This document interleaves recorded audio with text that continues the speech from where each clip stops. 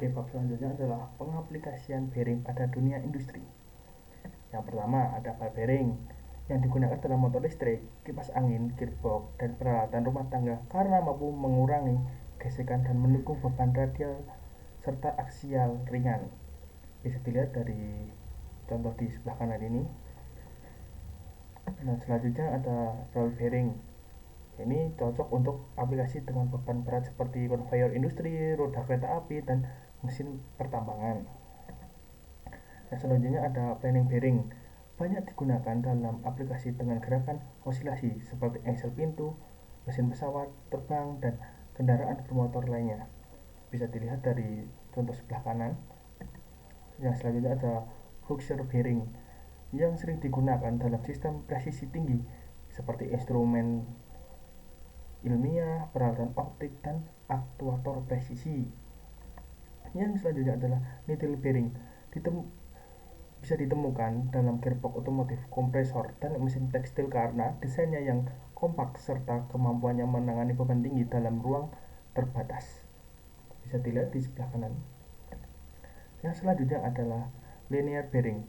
Digunakan dalam mesin CNC, printer 3 dimensi, dan peralatan otomatis industri yang untuk memungkinkan gerakan linear yang halus. Yang selanjutnya ada fluid bearing. Ditemukan dalam hard drive, turbin gas, dan pompa industrial karena kemampuannya mengurangi gesekan dengan lapisan fluid. Yang selanjutnya ada magnet bearing. Digunakan dalam peralatan kecepatan tinggi seperti generator angin, turbin gas, dan mesin medis karena tidak memerlukan pelumas. Selanjutnya ada taper bearing. Umumnya dalam dunia industri otomotif, terutama pada roda kendaraan dan diferensial karena kemampuannya mengenai beban radial dan aksial tinggi. Yang selanjutnya adalah cylinder bearing. Digunakan dalam motor listrik besar, mesin cetak, dan peralatan berat lainnya untuk menahan beban-beban radial besar. Oke, selanjutnya kita masuk ke perusahaan bearing ternama yang isinya ya perusahaan yang memproduksi bearing dalam internasional, dan saya sudah merangkumnya di top 10. Yang pertama adalah SKF, Skanska Kulgerfabriken dari Swedia. Digunakan dalam otomotif, industri berat, energi, dan manufaktur. Oh ya, SKF ini juga termasuk yang paling besar di dunia, yang memiliki nomor 1 lah, perusahaan bearing ternak paling bagus di dunia. Yang kemudian adalah NTN Corporate Jepang. Ini memproduksi di dalam dunia industri otomotif, pesawat terbang, dan robotika. Yang kemudian yang ketiga ada NSK Ltd dari Jepang. Dia spesialis dalam bearing otomotif, mesin industri, dan robotika juga.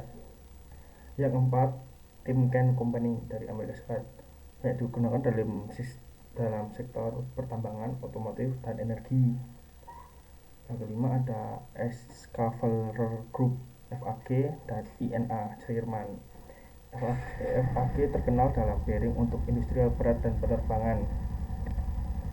Yang keenam ada THK GO Ltd Jepang, spesialis dalam bearing linear untuk CNC, otomasi industri, dan robot. Yang ketujuh ada JTEKT Corporate Koyo Bearings Jepang, produksi bearing untuk industri otomotif dan mesin presisi tinggi. Yang kedelapan ada RBC Bearing dari Amerika Serikat, fokus dalam industri penerbangan, militer, dan industri berat lainnya. Yang kesembilan ada Haji Fujikoshi Corporate Jepang, menyediakan bearing untuk sektor otomotif, robotika, dan manufaktur. Yang ke-10 atau yang terakhir adalah JKL Bearings Republik Ceko, dikenal dengan bearing untuk industri pertambangan, kereta api, dan energi. Oke, dari presentasi semua dari teman-teman saya dan saya memiliki kesimpulan, yaitu bearing adalah komponen penting dalam berbagai industri untuk mengurangi gesekan dan meningkatkan efisiensi pergerakan. Berbagai jenis bearing tersedia untuk berbagai aplikasi, mulai dari otomotif hingga industri berat. Perusahaan global terus mengembangkan teknologi bearing untuk meningkatkan performa dan daya tahan mesin. Oke, untuk mengakhirinya saya ucapkan terima kasih. Wassalamualaikum warahmatullahi wabarakatuh.